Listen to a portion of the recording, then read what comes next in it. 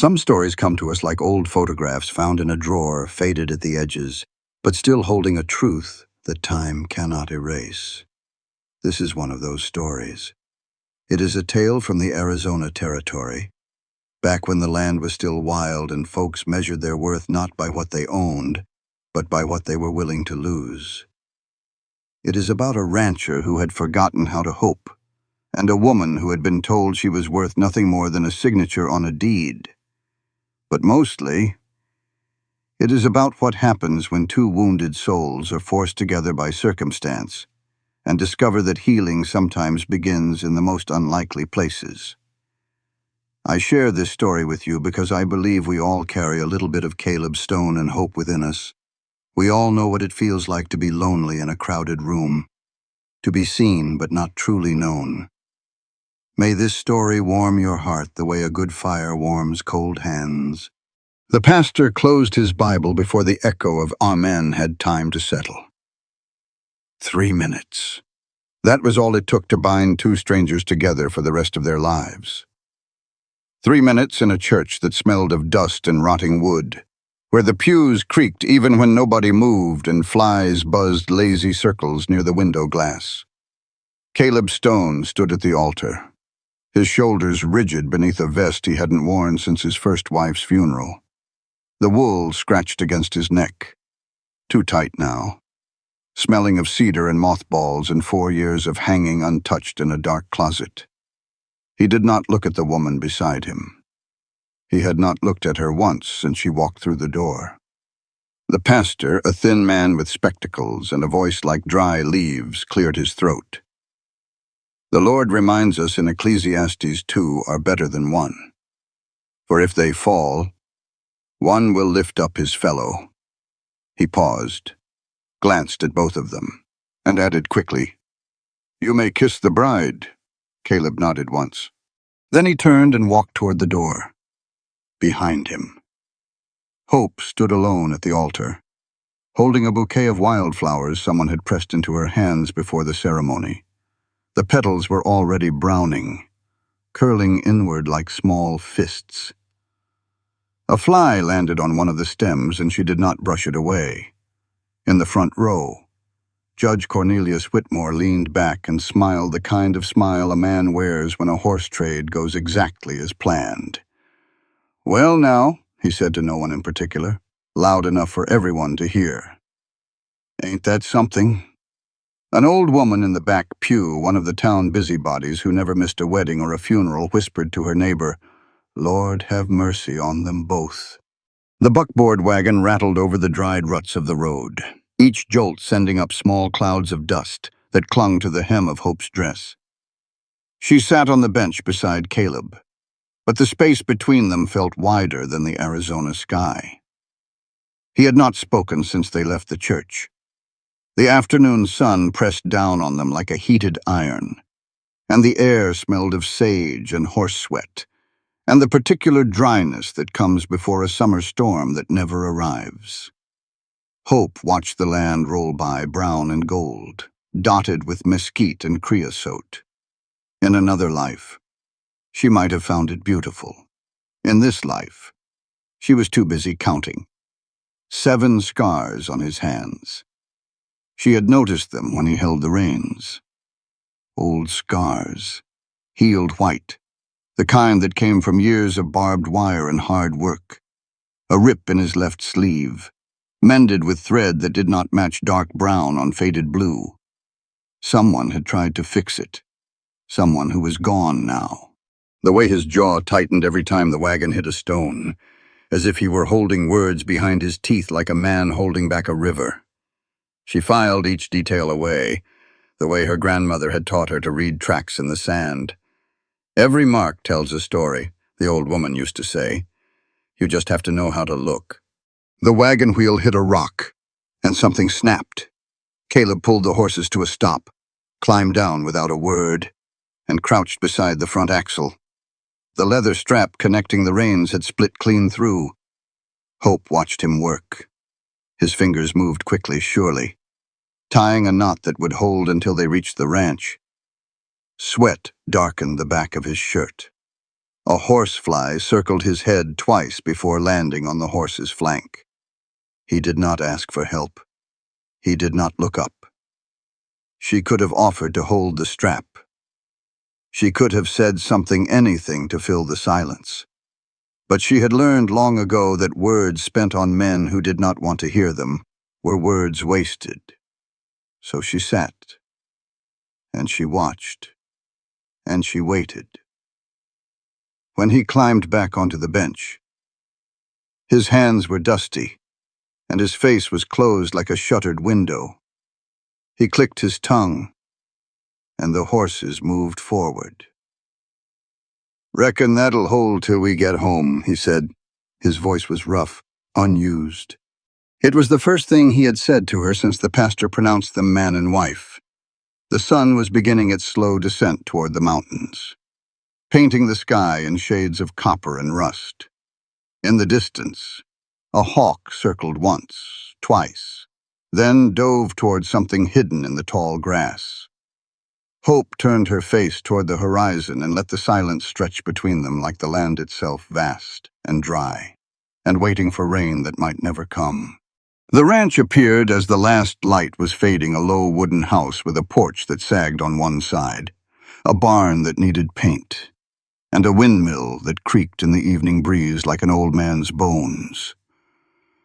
Caleb stopped the wagon in front of the house but did not move to help her down. Hope climbed off the bench herself, her worn shoes hitting the packed earth with a soft thud. She stood for a moment, taking in the place that was now supposed to be her home. The curtains in the window were faded calico, she guessed, though the pattern had long since washed to ghosts. The rocking chair on the porch was empty, covered in a thin layer of dust. And standing in the doorway, half hidden in shadow, was a small figure clutching a rag doll. A girl, maybe 10 years old. Brown hair pulled back in a braid that was coming undone. Eyes that watched Hope the way a rabbit watches a hawk. Caleb walked past Hope without a word, climbed the porch steps, and put his hand briefly on the girl's head. "This is Lily," he said, his voice rough from hours of silence. "My daughter." Then he walked inside and let the screen door bang shut behind him. Hope and Lily stood in the fading light, separated by 10 feet of dirt and a lifetime of questions neither of them knew how to ask. The girl's arms tightened around her doll. Hope did not smile. She did not wave. She simply waited the way she had learned to wait for everything in her life. After a long moment, Lily turned and disappeared into the house, leaving the door swinging on its hinges. Hope stood alone in the yard, the wilted bouquet still in her hands, and wondered what kind of house held its breath like this one did. There is an old saying out west, the quietest places hold the loudest secrets. If this story has found you tonight, I would be honored to know where you are watching from. Drop a comment below and let us build a little community of kindred spirits. The floorboards groaned beneath Hope's feet as she stepped inside. Cold air, the smell of a stove that had not been lit in days, mixed with something else, dust and old grease, and the faint sweetness of apples gone soft in a bowl somewhere. Dust motes drifted through the last sliver of light from the window, slow and aimless. Caleb walked ahead of her, down a narrow hallway, and stopped at a door on the left. He pushed it open, but did not cross the threshold. "This is yours," he said. Hope looked past him into the room. A bed with a quilt folded at the foot, faded roses on cream. Hand-stitched, the kind of work that took a winter to finish. Curtains the color of dried lavender. A wooden box sitting on the windowsill, its lid slightly ajar.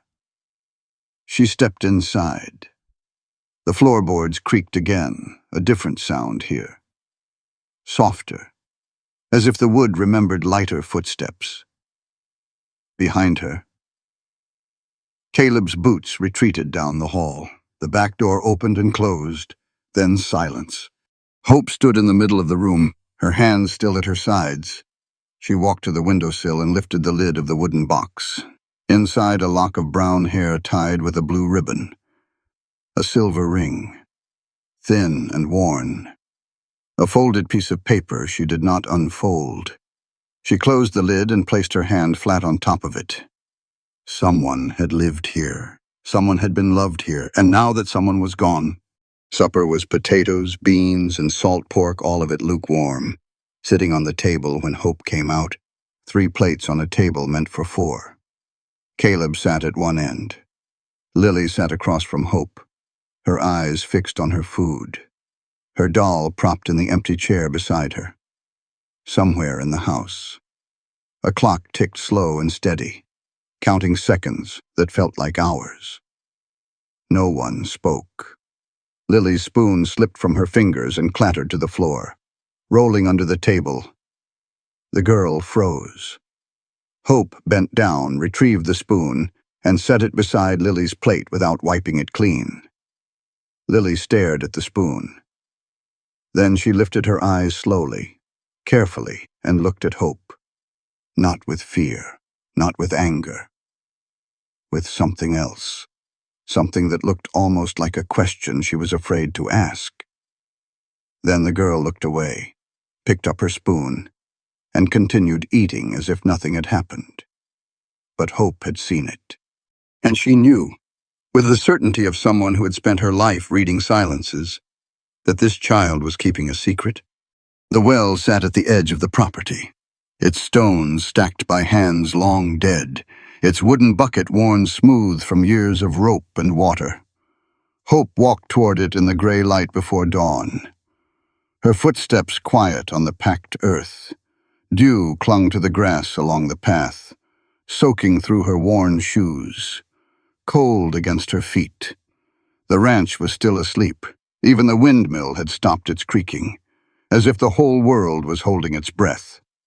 She reached the well and began lowering the bucket, the rope rough against her palms. The pulley squeaked once, twice, then settled into a rhythm as old as the land itself.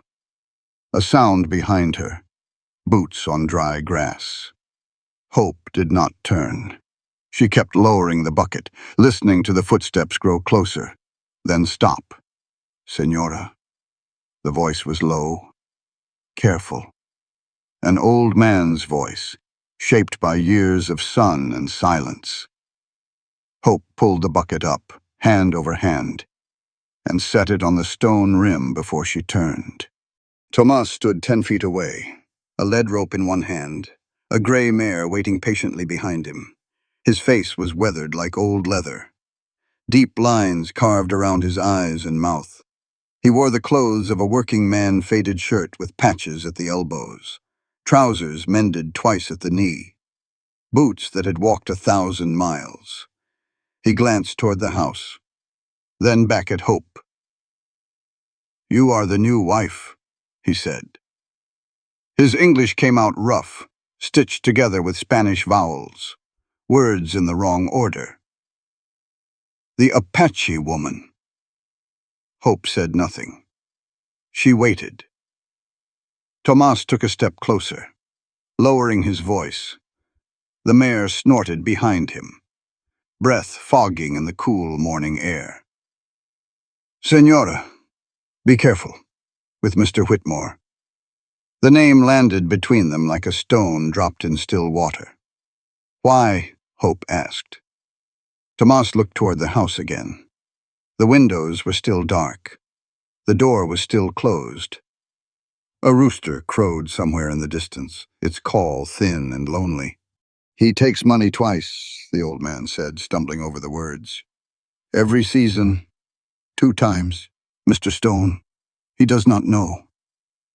Whitmore tells us if we say anything, we lose our work. We lose everything." He paused, his hands tightening on the lead rope. "Where my family go, we have nothing. Nowhere." Hope studied his face. The fear in his eyes was real, worn deep like the lines on his skin. "Mr. Stone," she said slowly. "Is he a bad man?" Tomas shook his head. "No, Senora. He is not bad.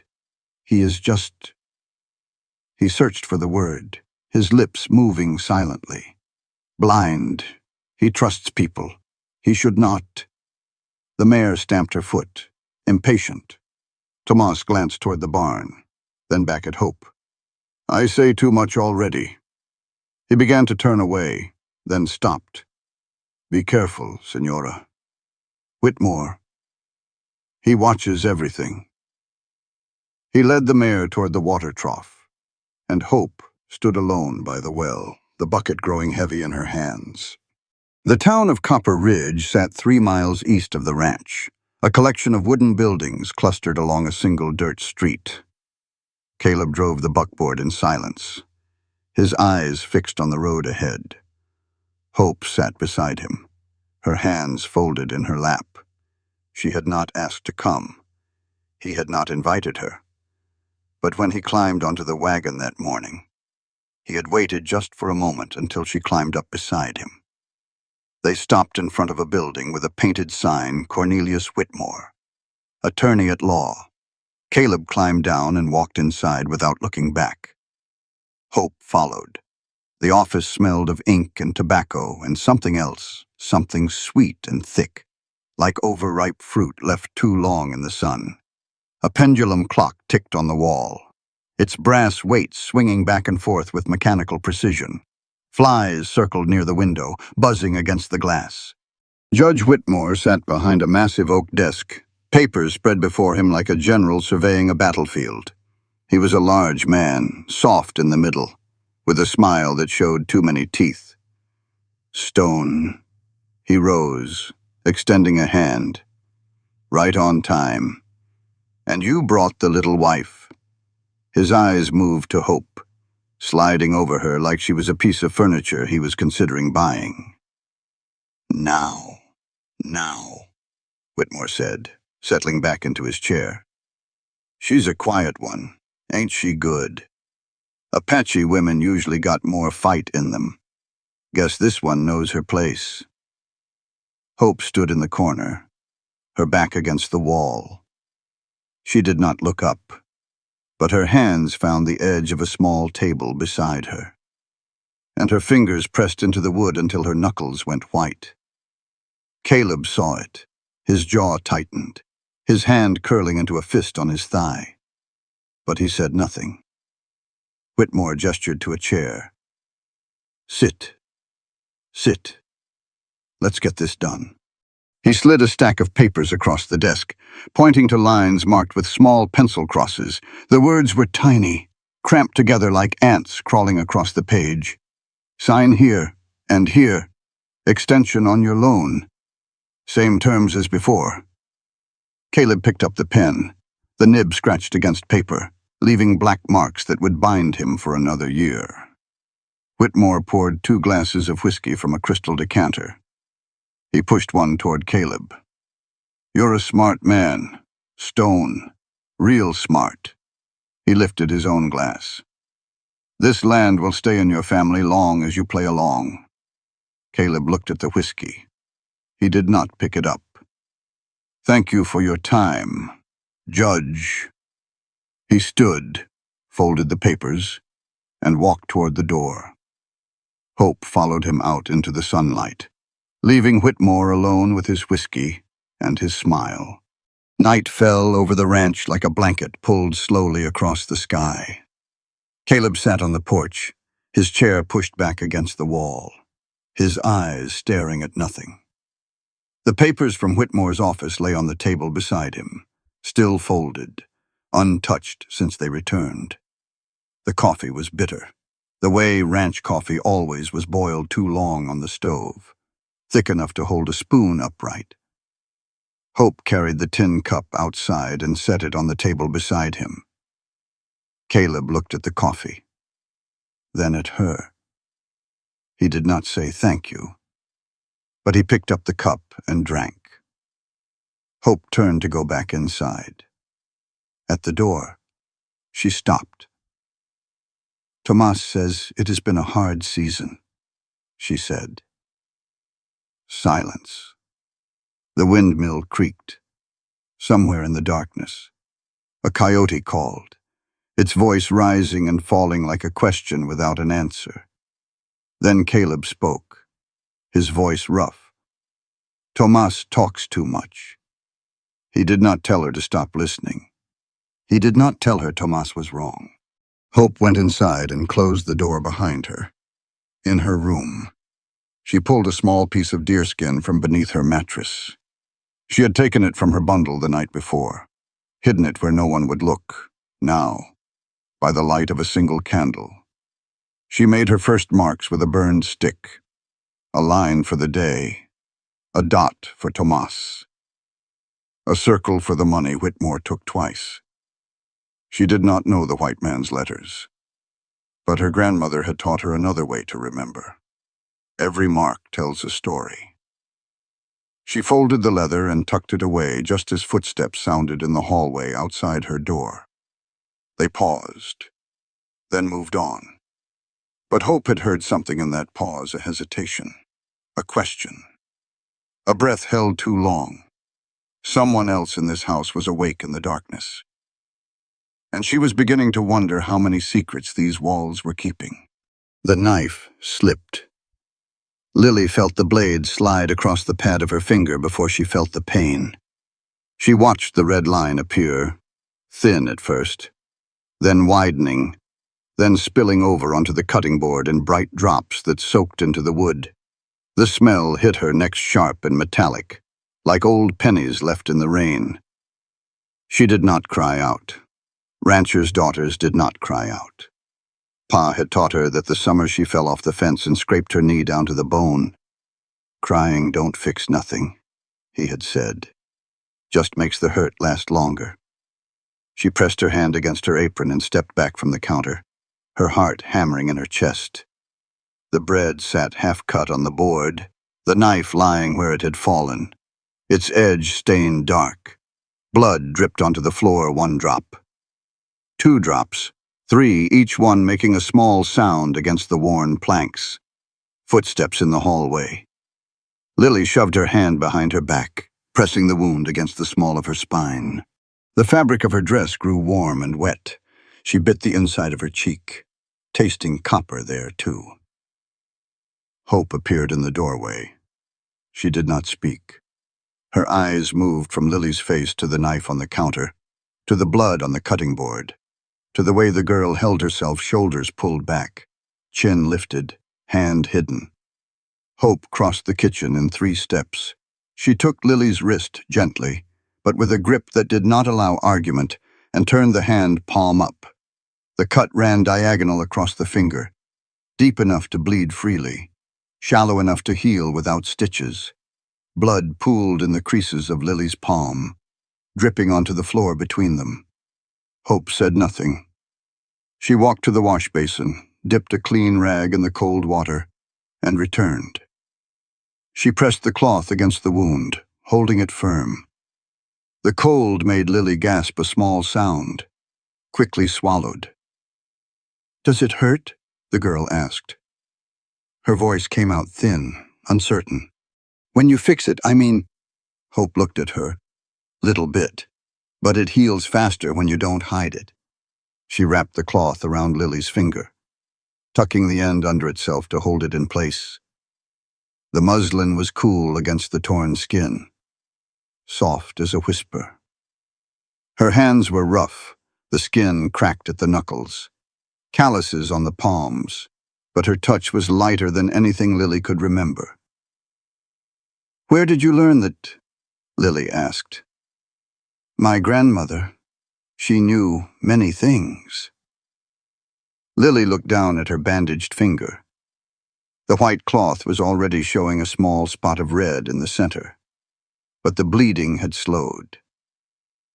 "My mama used to bandage my cuts," she said quietly. "Before." Hope did not respond. She released Lily's hand and turned to clean the cutting board, scrubbing the blood from the wood with a fresh rag. The iron smell faded, replaced by the sharp scent of lye soap. Lily stood in the middle of the kitchen, watching her work. The afternoon sun slanted across the porch, casting long shadows from the railing posts. Hope sat on the top step, her back against the weathered column, her eyes on the horizon where the mountains turned purple in the distance. The heat had broken an hour ago, and now a breeze moved through the yard, carrying the smell of dust and sage and the faint sweetness of the wild roses that grew along the fence. Somewhere nearby, a meadowlark sang 3 notes, rising, then falling into silence. Footsteps behind her, light ones, a child's weight on old boards. Lily appeared at the edge of the porch, her doll clutched against her chest. She stood there for a moment, neither coming nor going, like a sparrow deciding whether to land. Then she walked over and sat down on the step beside Hope. Not close, but not far either. The doll's face was turned outward for the first time since Hope had arrived. Neither of them spoke. The wind moved through the tall grass beyond the fence, making it ripple like water. A hawk circled overhead, riding the thermals, patient and silent. "Where did you live?" Lily asked suddenly. "Before you came here?" Hope did not turn her head. "Far away, in the desert, where the rocks are red and the sky goes on forever." "Was it nice?" "Sometimes. Sometimes it was hard." Lily pulled at a loose thread on her doll's dress. "Do you miss it?" Hope considered the question. The wind shifted, carrying the smell of dust and something else, mesquite smoke from a distant fire, thin and sharp on the evening air. "I miss some things," she said finally. "I miss the stories my grandmother told." Lily looked up. Her eyes were brown, flecked with gold in the late afternoon light. "What kind of stories?" Hope turned to face her then, really seeing the girl for the first time, the brown hair escaping its braid, the eyes that carried too much knowing for 10 years, the way she held her doll like a shield against a world that had already taken too much. "Would you like to hear one?" Lily nodded. Hope folded her hands in her lap and began. "There was once a fox who lived alone in a canyon. He was old and his fur was gray, and all the other animals were afraid of him. They said he was mean. They said he would bite anyone who came near. So they left him alone, and he left them alone. And that was how it was for many years." Lily leaned forward slightly, her doll forgotten in her lap. "Then one summer, the rains did not come. The rivers dried up. The watering holes turned to dust. All the animals were dying of thirst, and no one knew where to find water." "What happened?" "The old fox knew. He had lived in that canyon longer than anyone. He knew where the secret springs were hidden, deep in the rocks where the sun could not reach. And even though the other animals had been afraid of him, even though they had called him mean and left him alone, he showed them where to drink." Lily was quiet for a moment. Then she asked, "Why did he help them, if they were mean to him first?" Hope looked out at the horizon, where the sun was beginning its slow descent. "Because being alone is harder than being kind, and the fox was tired of being alone." The wind picked up, stirring the dust at the bottom of the steps. Lily sat very still, her bandaged finger resting on her doll's head. "The fox in your story," she said slowly. "Did he find water for himself too?" "Always. That is why he lived so long."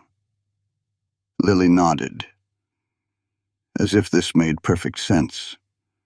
She picked up her doll and held it against her chest again, but differently now, not like a shield, but like something precious she wanted to keep safe. "My mama went away," she said quietly. "Papa says she went to heaven, but I think maybe she went somewhere like your desert. Somewhere far. where the sky don't ever end. Hope's throat tightened. She did not trust herself to speak. "Where is your mama?" Lily asked. The question hung in the air between them, fragile as morning frost. Hope was quiet for a long moment. Then she said, "She followed the wind. The wind carried her very far away." Lily nodded slowly. She understood about people following the wind. She understood about far away. Caleb stopped his horse at the gate. He had seen them from the ridge, two figures on the porch, one tall and one small, sitting close together in the fading light. He had heard the murmur of Hope's voice, too distant to make out the words, but steady and low, like water moving over stones. He sat in the saddle, one hand on the reins, watching. Hope was telling Lily something. The girl was leaning forward, listening the way she used to listen when Clara read to her at bedtime. That same tilt of the head, that same stillness. Something moved in Caleb's chest, something he had not felt in 4 years. He pushed it down. He dismounted and led the horse through the gate, taking his time with the latch, giving himself a reason to look away. When he finally climbed the porch steps, Lily looked up at him with something new in her eyes. "She knows about foxes." "Pa," the girl said. Caleb looked at Hope. She met his gaze and held it.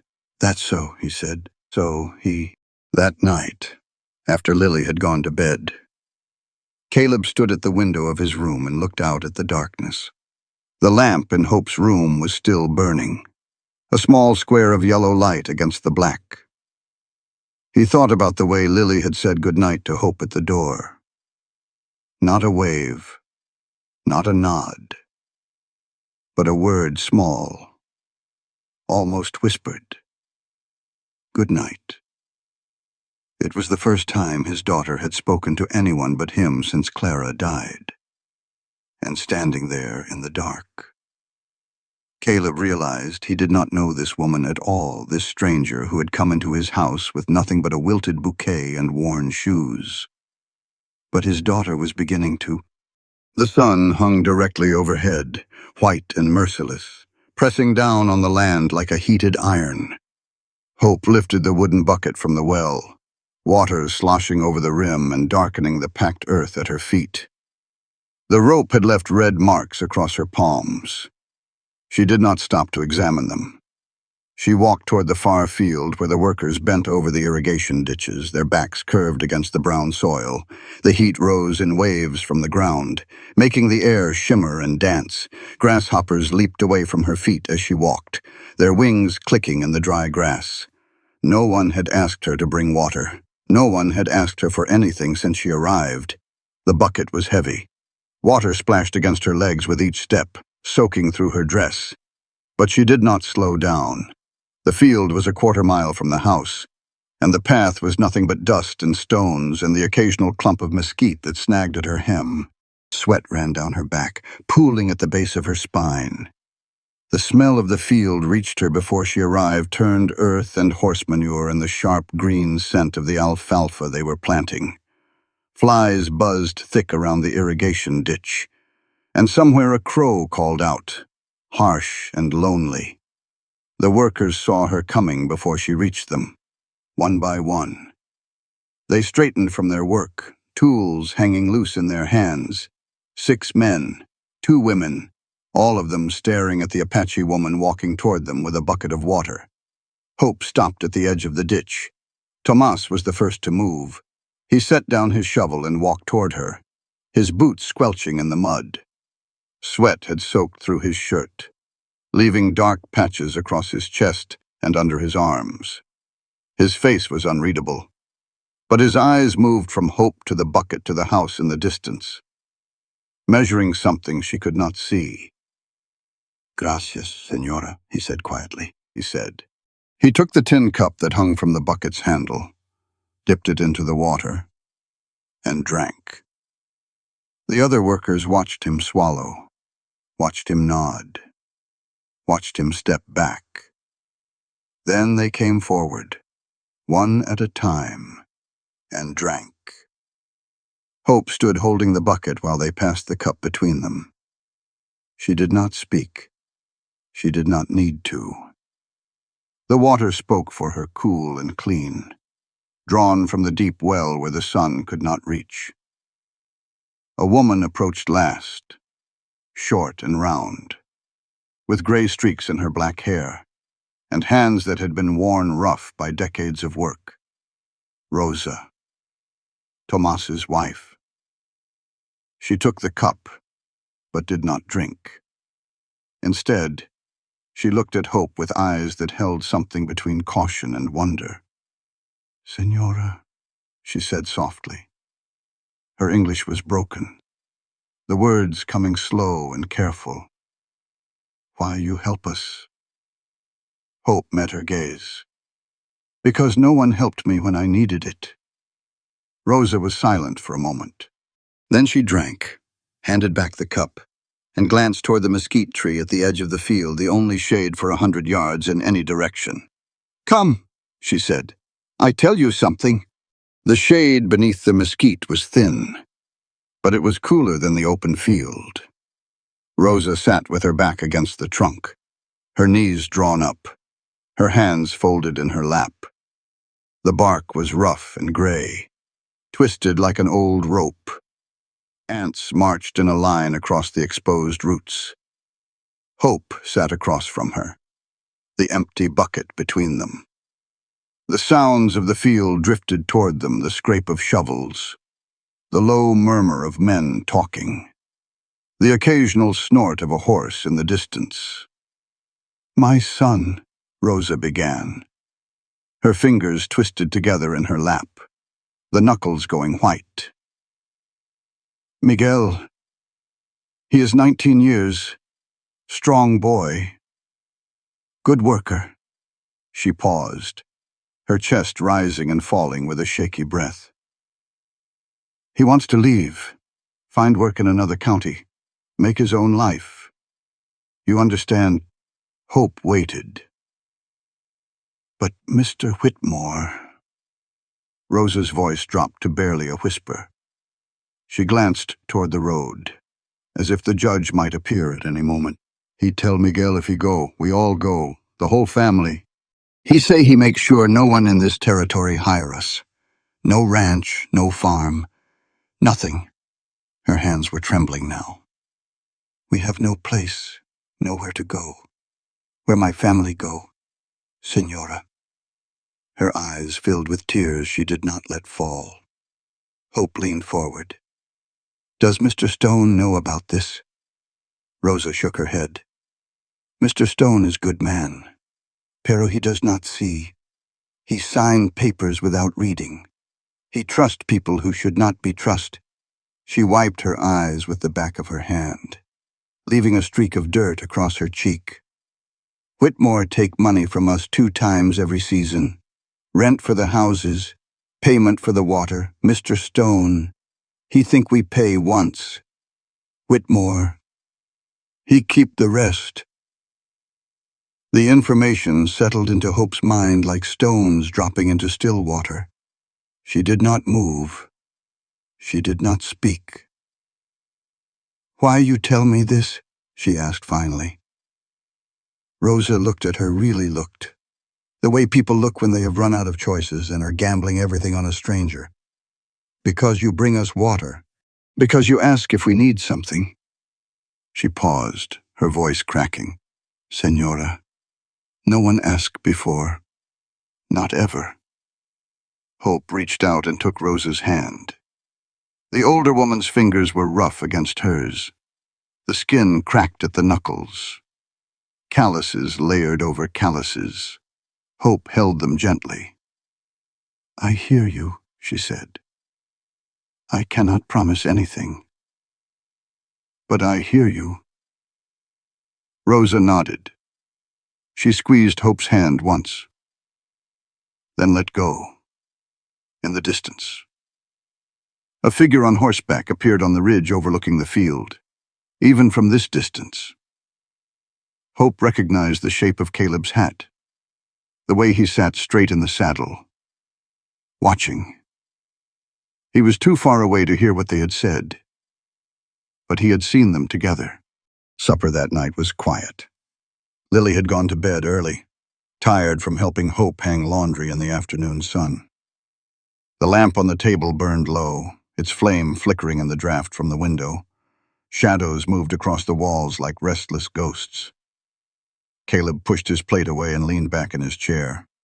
He had not spoken since they sat down, but Hope could feel his eyes on her, measuring, considering. "You talk to them more than you talk to me," he said finally. Hope looked up from her plate. They talked back. Caleb's jaw tightened. For a moment, she thought he would argue. Instead, he picked up his coffee cup and stared into it as if searching for something in the dark liquid. "What do they say?" Hope considered her words carefully. "They say it has been difficult. They say they are afraid." "Afraid of what?" "Of losing everything."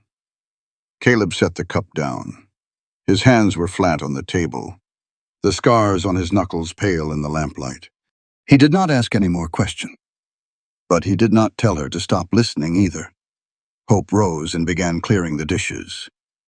At the doorway to the kitchen, she paused. "You trust people," she said quietly. "That is not a bad thing. But some people do not deserve trust." She did not wait for his response. She carried the dishes to the basin and began washing them in water that had already gone cold. The house was silent. Hope sat on the edge of her bed, the small piece of deerskin spread across her knees. The candle on the windowsill cast long shadows across the room, making the walls seem to breathe. Outside, the wind had picked up, rattling the loose shingle on the roof. In her right hand, she held a thin stick of charcoal, the kind used to mark fence posts. Taken from the barn when no one was looking, she made her marks. A vertical line for today, a dot for Rosa, another dot for Tomas, a dot for Miguel, the son who wanted to be free. Then the circles, one for each season Rosa had mentioned. Money taken twice, money that disappeared into Whitmore's pocket like water into sand. She did not know the white man's letters, but she knew this, the language her grandmother had taught her, the language of memory and witness. Each mark was a story. Each story was a truth. She folded the leather and tucked it beneath her mattress, pressing it flat so it would not make a shape someone might notice. Then she blew out the candle and lay in the darkness, listening to the sounds of the house settling around her.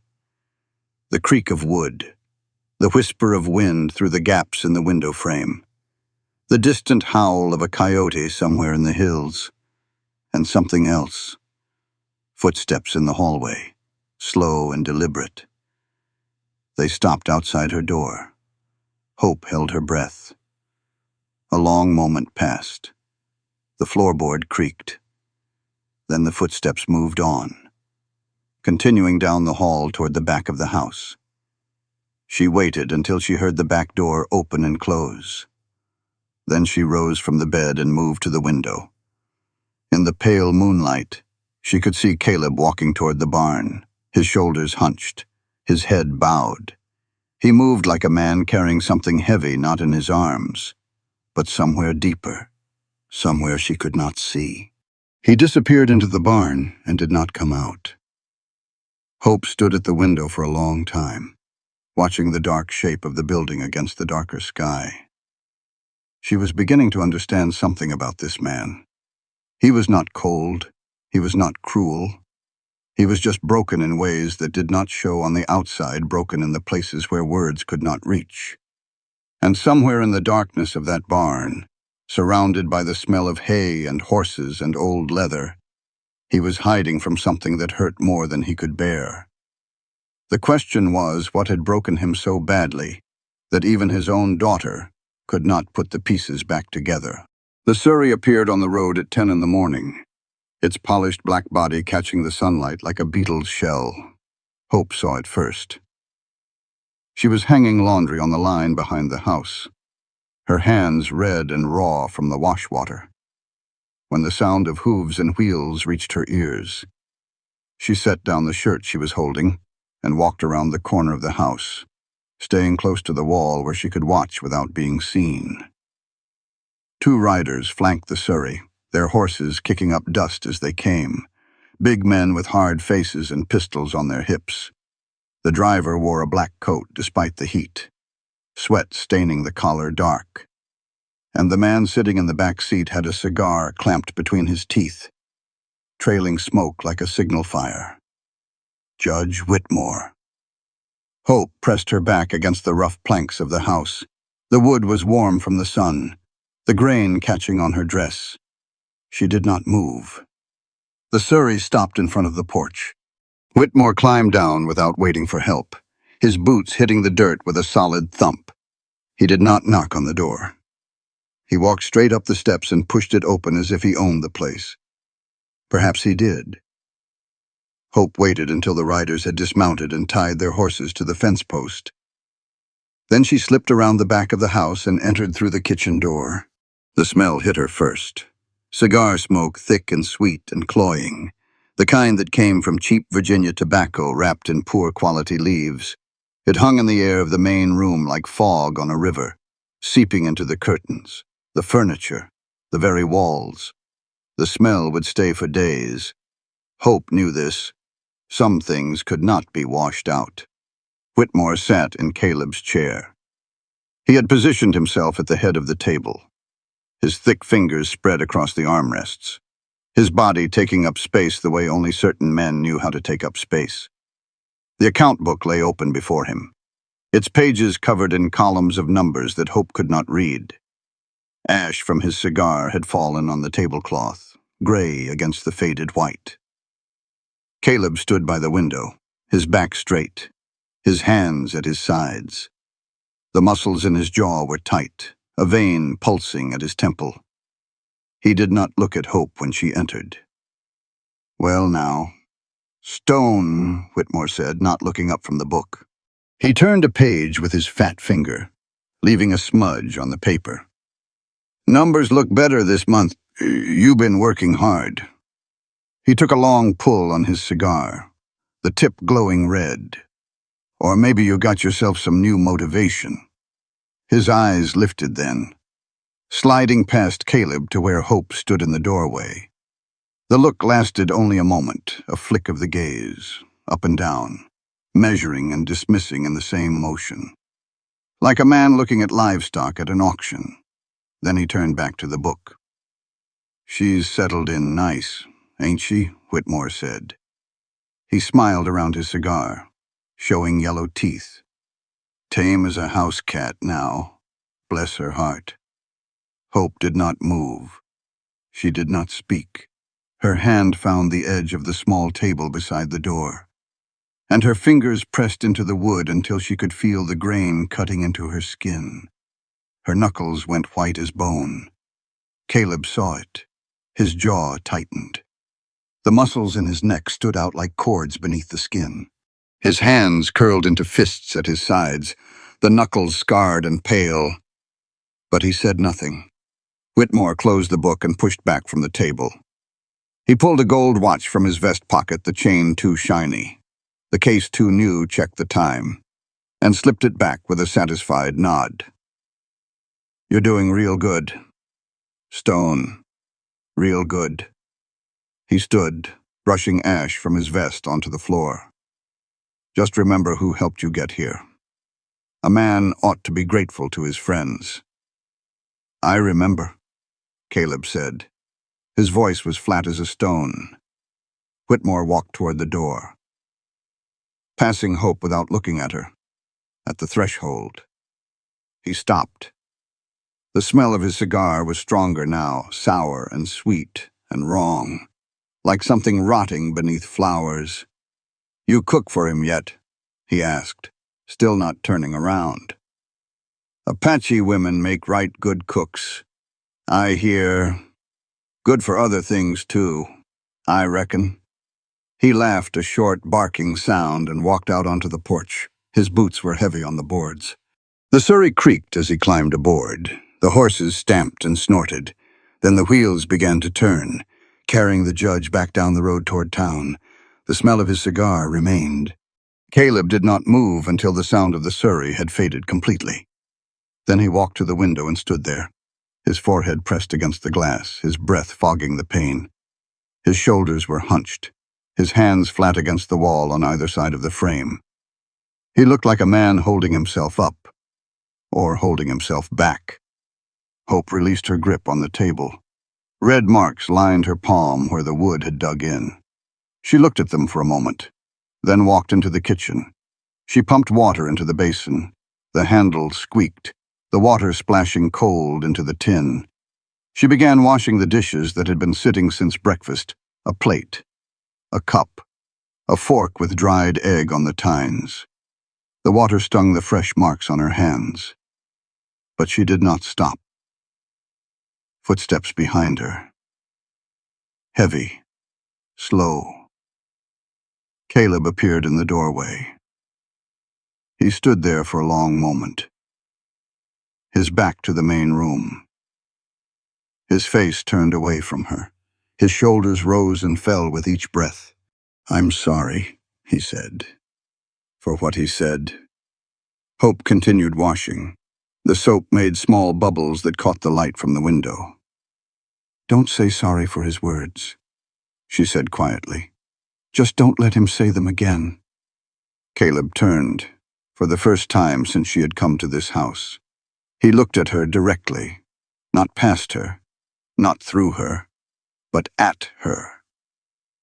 His eyes were the color of weathered wood, tired and old in a face that was not yet old. I should have said something. Yes. The word hung between them, simple, true, sharp as a blade. Caleb nodded slowly, the way a man nods when he accepts a truth he does not want to hear. Then he said something she did not expect. "He won't talk to you like that again." Hope set down the dish she was holding. Water dripped from her hands onto the floor, making small dark spots on the wood. "You can't stop his mouth," she said. "But you can stop believing him." Caleb looked at her for a long moment. Something shifted in his face, not quite a softening, but a crack in the wall he had built around himself. A glimpse of the man he might have been before life had worn him down. "I reckon that's fair," he said. He turned and walked out the back door, his boots heavy on the wooden steps. Hope watched him cross the yard toward the barn. His stride slower now, more uncertain than before. She went back to the dishes. That night, Lily lay in her bed with her eyes open, listening to the sounds of the house. The walls were thin. She had learned this in the years since her mother died, learned that voices carried through wood and plaster, that secrets were harder to keep than grown-ups thought. She could hear her father in the kitchen, his chair scraping against the floor. She could hear Hope's voice, low and steady, saying words she could not quite make out. Then her father's voice, louder, clearer. "He won't talk to you like that again." A pause. Lily held her breath. Then Hope's response.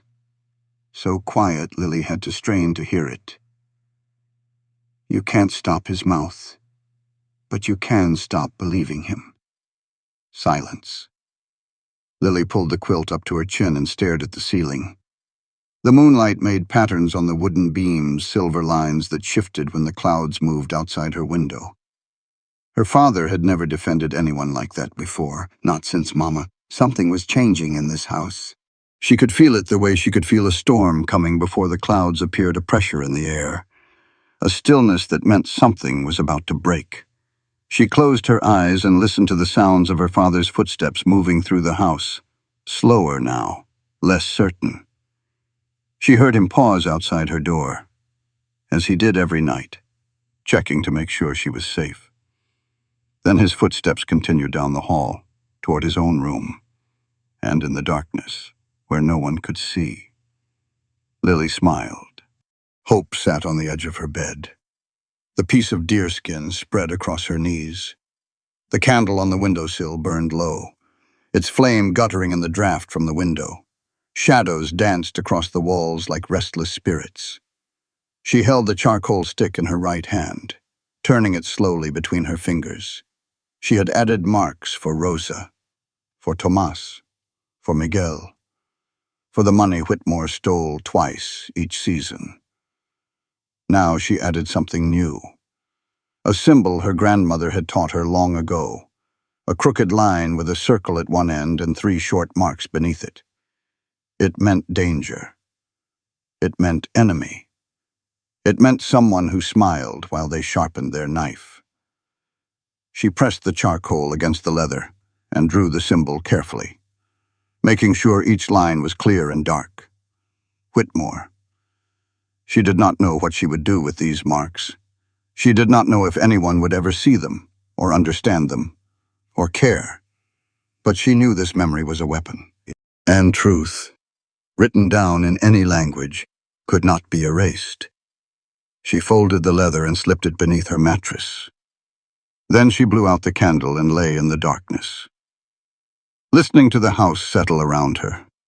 Somewhere in the distance, she heard the rumble of thunder low and long, rolling across the mountains like a warning.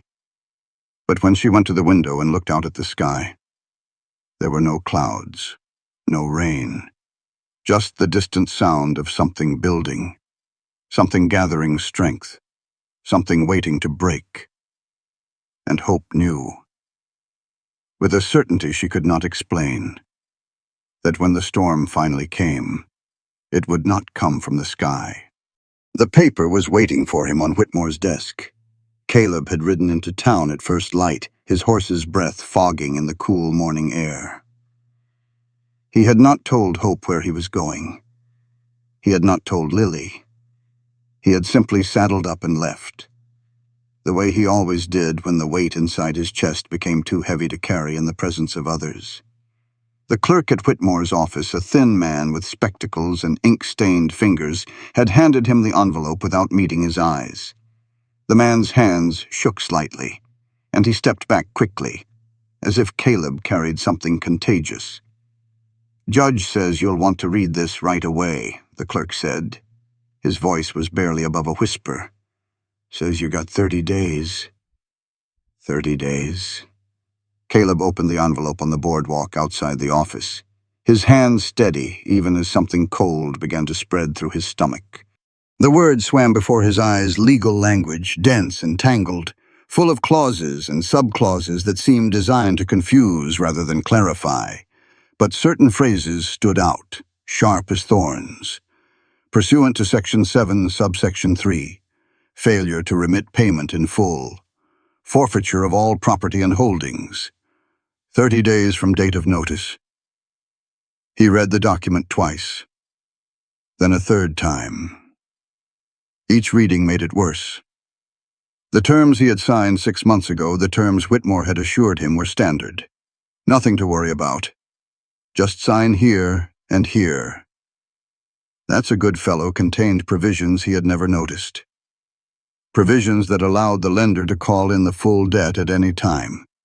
Provisions that gave Whitmore the right to seize the land if payment was not made within 30 days of notification. Caleb had signed without reading. He had trusted. And now he was going to lose everything his family had built over 4 generations. A woman walking past on the boardwalk gave him a wide berth, pulling her skirts away as if he were a drunkard or a madman. 2 men standing outside the general store stopped talking and stared. Caleb could feel their eyes on him, the rancher who had been too stupid to read his own contracts, the fool who had handed his land to Cornelius Whitmore on a silver platter. His face burned with shame. The ride back to the ranch took an hour, but Caleb did not remember it. He moved through the motions, guiding his horse along the familiar road, passing the creek where Lily used to catch frogs, passing the old oak tree where Clara had carved their initials the summer they were married. But his mind was somewhere else, trapped in a loop of numbers and dates and the sickening realization that he had done this to himself. When he reached the ranch, he did not go to the house. He rode straight to the barn, dismounted, and led his horse into the dim interior without removing the saddle. The animal snorted, confused, pawing at the straw-covered floor. Caleb ignored it. The smell of the barn surrounded him, hay and old leather and horse manure, and the particular mustiness of a building that had stood for 50 years. Flies buzzed in the shafts of light that slipped through the gaps in the wooden walls. Dust motes floated, slow and aimless. In the last stall, an old gray mare lifted her head and nickered softly. Bella, Clara's horse. She was too old to ride now, too old to work. Her ribs showed beneath her dull coat, and her eyes were clouded with age. Caleb had kept her anyway. He could not bring himself to sell her, could not watch another piece of Clara disappear from this place. He walked to the stall and leaned his forehead against the wooden rail. The paper was still in his hand, crumpled now, the edges torn where his fingers had gripped too tight. 30 days. His great-grandfather had claimed this land. His grandfather had worked it. His father had died defending it from cattle thieves in '62. And now Caleb was going to lose it because he had been too trusting, too stupid, too proud to ask for help when he needed it. His legs gave out. Caleb slid down the wall of the stall and landed hard on the floor. The impact sent pain shooting up his spine, but he barely noticed. The straw beneath him was soaked urine and manure and water from the trough, mixed together into a foul-smelling muck. It seeped through his trousers, cold and wet, soaking into his skin. The smell rose around him, ammonia and rot, and his own sweat. He did not get up. He sat there in the filth, his back against the rough wood, his head bowed, and felt the full weight of his failure pressing down on him like a physical thing. His hands were shaking, his chest hurt, his eyes burned, but no tears came. Caleb Stone did not cry. He had not cried when Clara died. He had not cried when his father was buried. Men like him did not cry. But sitting there in the muck and the stink, with the paper that would take his land crumpled in his fist, he felt something crack inside him, something that had been holding together for years, held by nothing but stubbornness and pride. Hope found him at dusk. She had waited through the afternoon, watching the road for his return, when she saw him ride past the house without stopping. She had said nothing. She had fed Lily supper, washed the dishes, and put the girl to bed with the story about a turtle who carried his home on his back wherever he went. Then she walked to the barn. The door was ajar. She pushed it open and stepped inside, her eyes adjusting to the gloom. He was in the last stall, sitting on the ground with his back against the wall. His clothes were filthy, streaked with mud, and worse, the smell sharp and sour. His hat lay beside him in the muck, forgotten, ruined. His hands hung loose between his knees, palms up, empty. The paper lay on the ground in front of him, smoothed flat despite its wrinkles. Hope did not speak. She walked to the stall, opened the gate, and sat down on a dry patch of straw across from him. The mare shifted behind her, then settled, her breath warm against Hope's shoulder. The silence stretched between them, broken only by the sound of the horse's breathing and the creak of the barn settling in the evening cool. Swallows chirped in the rafters. Outside, a coyote howled once, then fell silent. "I've lost it," Caleb said finally. His voice was raw, scraped hollow, like a man who had been screaming for hours. The land, Lily, everything. He did not look at her. His eyes were fixed on the paper, on the words that had undone 4 generations of work, of sacrifice, of hope. I signed papers I didn't read.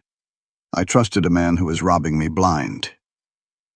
He laughed a short, bitter sound that held no humor, only shame.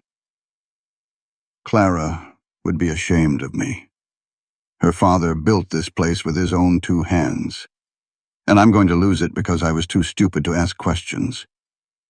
The smell of the stall surrounded them, manure and wet straw, and something else, something human. The smell of a man who had stopped caring what he looked like, what he smelled like, what anyone thought of him. Hope sat very still. She did not offer comfort. She did not tell him it would be all right. She simply waited. She got sick, Caleb continued, his voice dropping to barely a whisper. Clara, 4 years ago, I was in town selling cattle, making deals with men like Whitmore. His hands curled into fists, the knuckles white beneath the dirt. She had a fever. Lily tried to tell me when I got home, but I was tired and stupid. I said we'd call the doctor in the morning. He paused. His throat worked, swallowing something that would not go down. She was gone by morning. The words fell into the silence like stones into deep water. Hope felt them settle, felt the ripples spread outward into the darkness of the barn. I should have been faster, Caleb whispered. I should have been there. Instead, I was shaking hands with men who wanted to take everything from me. He looked up then, and his eyes were red-rimmed, hollow. The eyes of a man who had stopped sleeping years ago. And now I've let them. Hope reached out and placed her hand on his arm. It was the first time she had touched him deliberately, not to pass something, not to help with a task, but simply to touch. Her fingers were rough against his sleeve, her palm warm through the fabric. Caleb did not pull away. You didn't let her down, Hope said quietly. You just weren't fast enough. Nobody is. He stared at her. You believe that. I believe you tried. Sometimes that is all we can do. The mare shifted again, her hooves rustling the straw. Outside, the last light was fading, turning the sky from orange to purple to black. Somewhere in the distance, an owl called a low, mournful sound. Caleb closed his eyes. His shoulders dropped, just a fraction. And for the first time since Hope had come to this place, he looked like a man who might be able to rest. The house was dark when Hope rose from her bed. She moved silently, her bare feet making no sound on the wooden floor. The clock in the main room showed 2 in the morning. Everyone was asleep, Lily in her small bed, Caleb in his room at the end of the hall. She dressed quickly in the darkness, pulling on her shoes, wrapping her shawl around her shoulders. Then she went to the windowsill and opened the wooden box, the lock of brown hair, the folded paper she had never unfolded, and the silver ring. She lifted the ring and held it up to the moonlight that slipped through the window. It was thin, worn from years on a woman's finger. The silver dulled to gray. Clara's ring. Clara's memory. Hope slipped it into her pocket.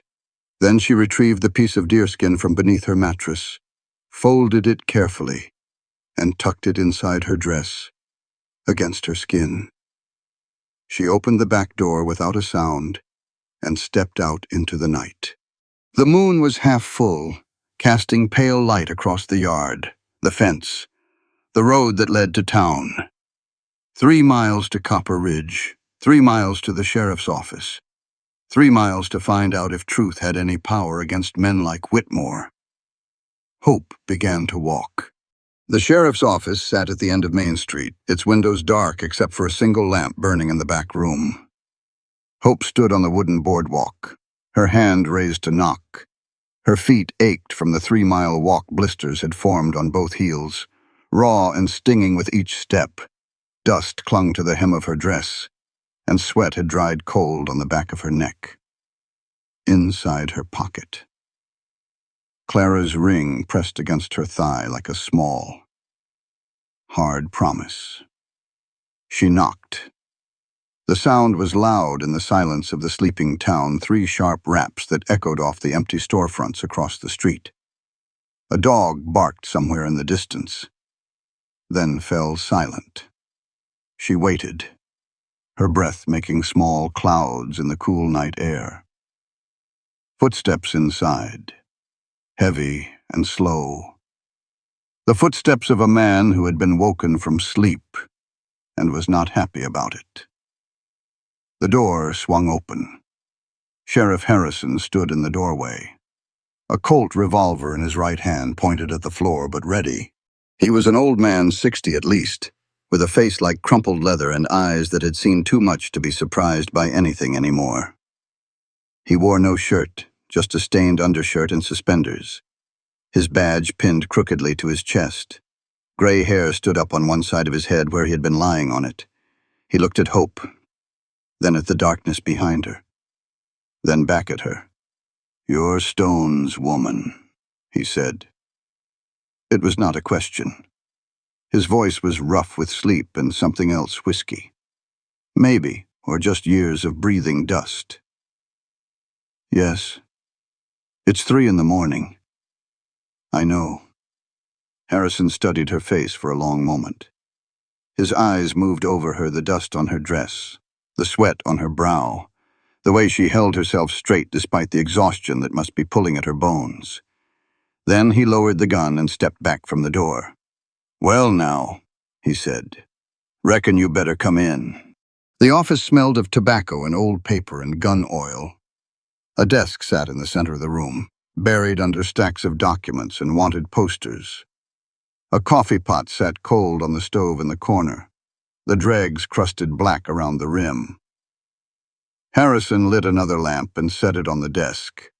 The light cast deep shadows across his face, making him look older, more worn. "Sit," he said, gesturing to a wooden chair with a cracked seat. Hope sat. She reached into her dress and pulled out the piece of deerskin, unfolding it carefully on the desk between them. The leather was warm from her body, soft and worn. Harrison looked at it. His eyebrows drew together, deep furrows forming on his forehead. "What in tarnation is this?" "Records," Hope said. "Each line is a day. Each dot is a person. Each circle is money that Judge Whitmore took from the workers on my husband's ranch." She pointed to a cluster of marks near the bottom. "He collects rent twice every season. He tells the workers if they speak, they will lose everything. My husband does not know." Harrison picked up the leather and held it close to the lamp, squinting at the marks. His lips moved as he tried to make sense of the symbols. A fly buzzed near his ear, and he swatted it away without looking. "This is Apache writing. It is how my grandmother taught me to remember." He set the leather down and rubbed his eyes with the heels of his hands.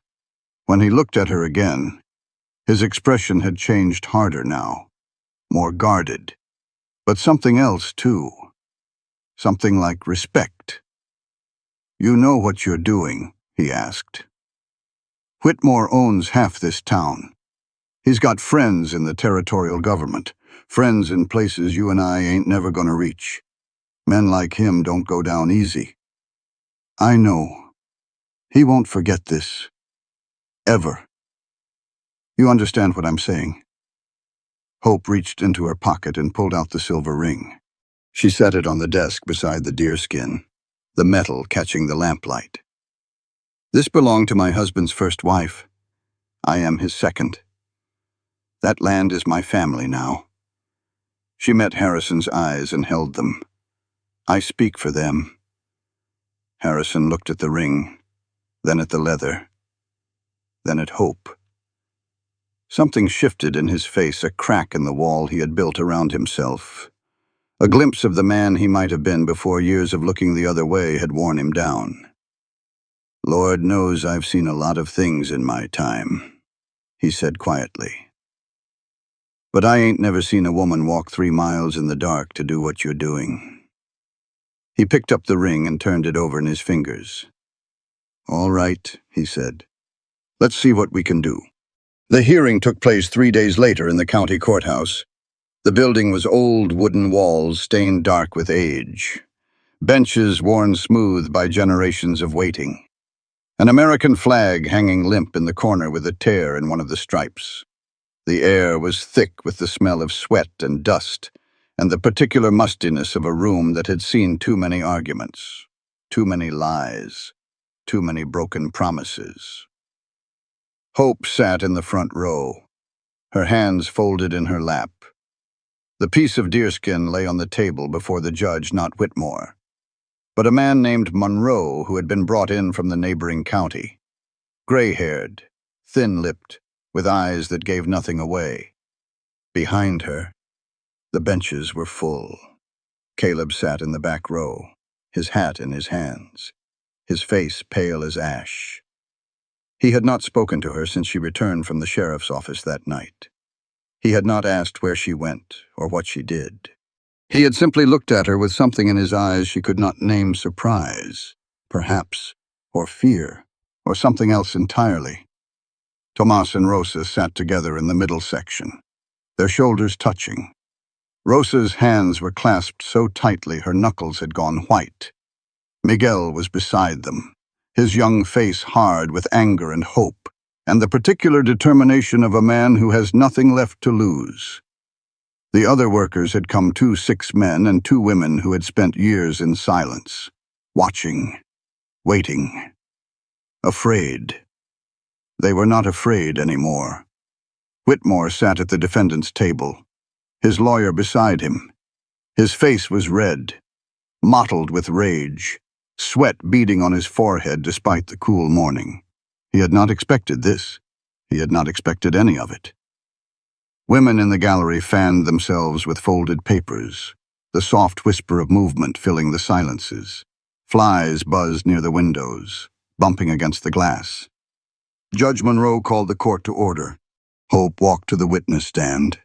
Her shoes made soft sounds on the wooden floor, 1, 2, 3, 4 steps. The room was silent except for the scratch of the clerk's pen and the creak of the benches as people shifted their weight. She placed her hand on the Bible and swore to tell the truth. The whole truth, and nothing but the truth. So help her God. The words felt strange in her mouth, borrowed from a world she had never belonged to, but she spoke them anyway. Whitmore's lawyer rose. He was a young man with slicked-back hair and a smile that did not reach his eyes. His suit was too clean, too pressed, the suit of a man who had never worked a day in his life. "Mrs. Stone," he began, pronouncing the name as if it were a joke. "You claim to have evidence of wrongdoing by my client, but this evidence consists of—" He picked up the deerskin and held it up for the room to see, pinching it between 2 fingers like something distasteful. Scratches on a piece of animal hide. Marks that no civilized person in this room can read. "I can read them," Hope said.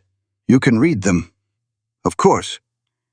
The lawyer smiled at the jury, 6 men in worn coats, farmers and shopkeepers, men who had never traveled more than 50 miles from where they were born.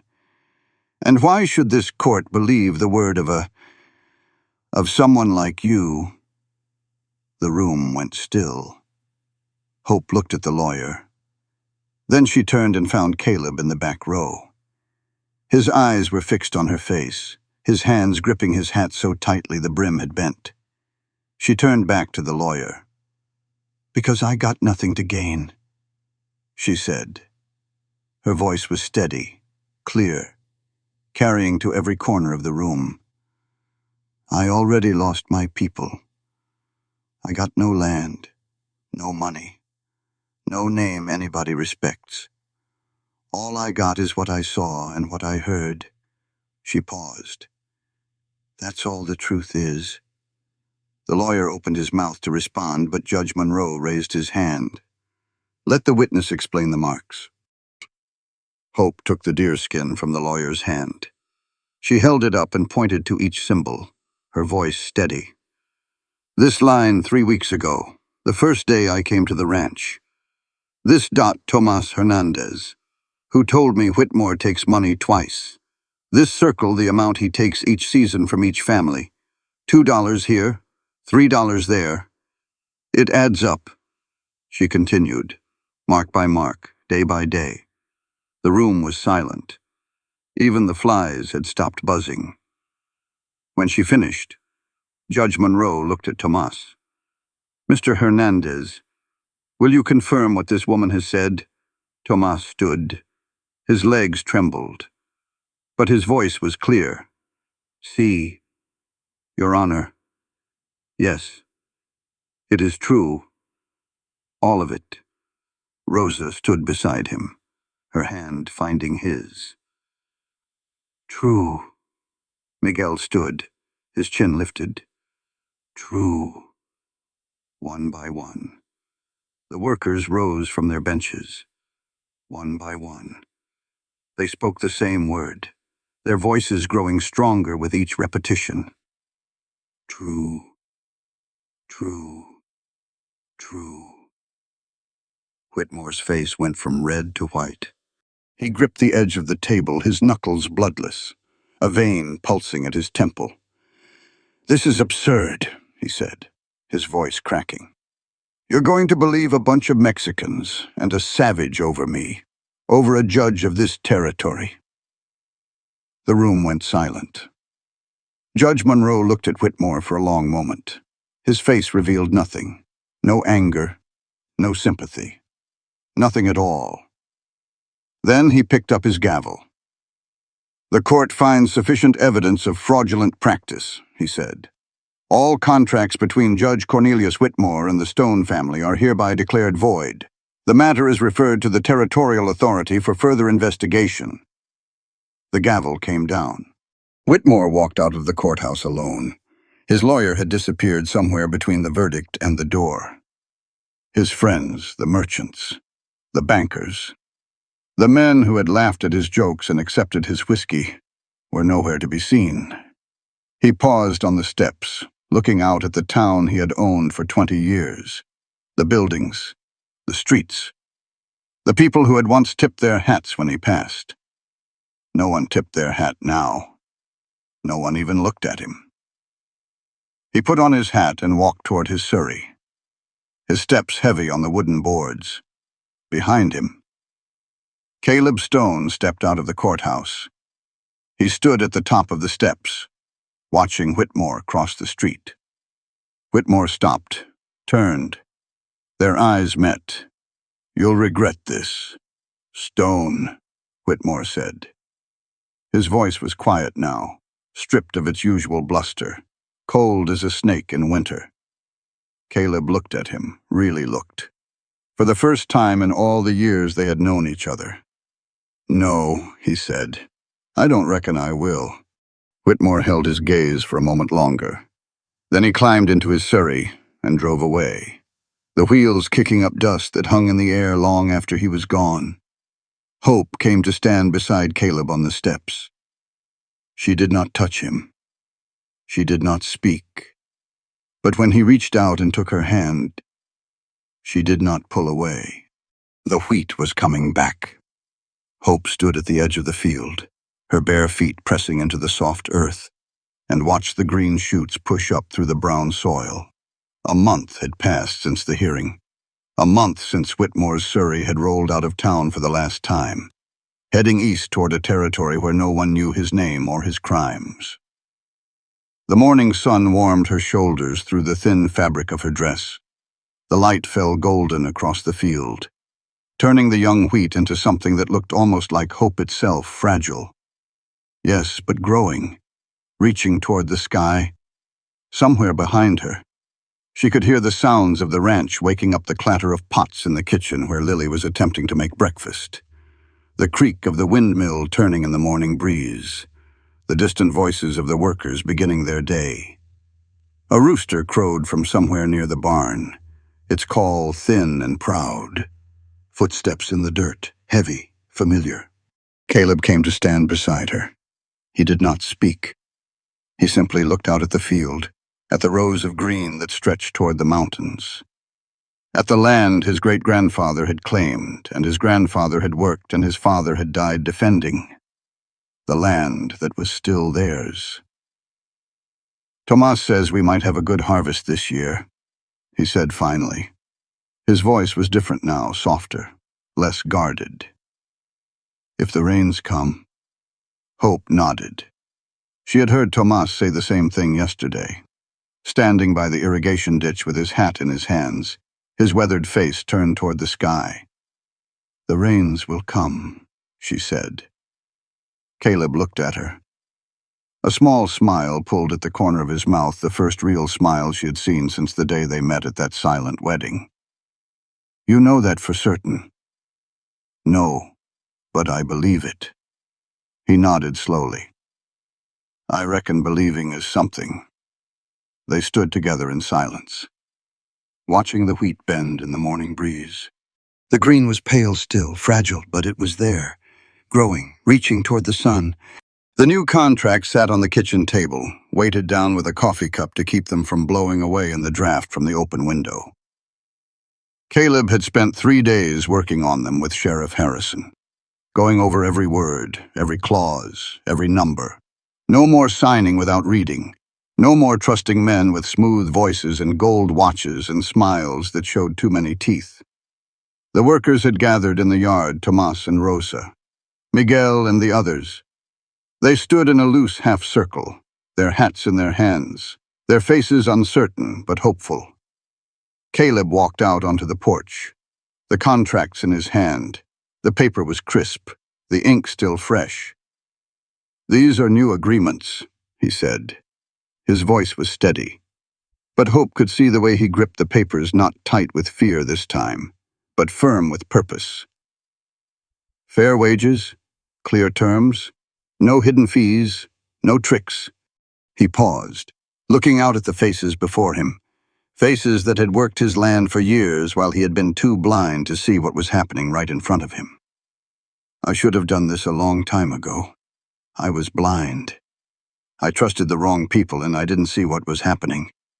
He swallowed. "I'm sorry for that." Tomas stepped forward. His face was weathered, lined with decades of sun and wind, but his eyes were clear. "Mr. Stone," he said, "we do not need sorry. We need work, and we need to know our families are safe." Caleb nodded. He walked down the steps and handed the contracts to Tomas. "Read them. Take your time. If anything don't look right, we'll change it." Tomas took the papers. He looked at them for a long moment, his lips moving as he read the words slowly, carefully, the way a man reads when the words actually matter. Then he looked up at Caleb. "This is good," he said. "This is fair." He turned to the others and spoke rapidly in Spanish. Hope caught pieces of it: wages, housing, water rights. The workers listened, nodded, spoke among themselves. Rosa wiped her eyes with the corner of her apron. Then Miguel stepped forward. "We sign," he said. His English was rough but clear. "We work. We stay." Caleb extended his hand. Miguel hesitated for just a moment, a lifetime of caution. In that pause, then took it. They shook and took. Sheriff Harrison came by in the afternoon. He rode up on a gray mare that had seen better days, a terracotta pot balanced carefully on the saddle in front of him. Inside the pot, a small apple tree grew barely 2 feet tall, its leaves bright green, its thin trunk no thicker than a man's thumb. Hope was in the yard, hanging laundry on the line. When he dismounted, the sheets snapped in the breeze, white against the blue sky. "Ma'am," he said, tipping his hat. "Sheriff." He lifted the pot from the saddle and carried it toward her. his boots leaving prints in the dust. His face was different now, less guarded, more open, like a man who had remembered something he had forgotten a long time ago. "Housewarming present," he said. "Bit late, I know, but better late than never, I reckon." He set the pot down and wiped his hands on his trousers. "Plant it somewhere with good sun. Give it a few years. You'll have apples for the little one." Hope looked at the tree. Its leaves trembled in the breeze, delicate and new. "Thank you," she said. Harrison nodded. He stood there for a moment, his hands in his pockets, looking out at the ranch, the house, the barn, the fields stretching toward the mountains. "You did a brave thing," he said quietly, "coming to me that night. A lot of folks would have kept quiet, kept their heads down. Keeping quiet never saved anyone." Harrison smiled a tired smile. "But genuine." "No," he said. "I don't suppose it did."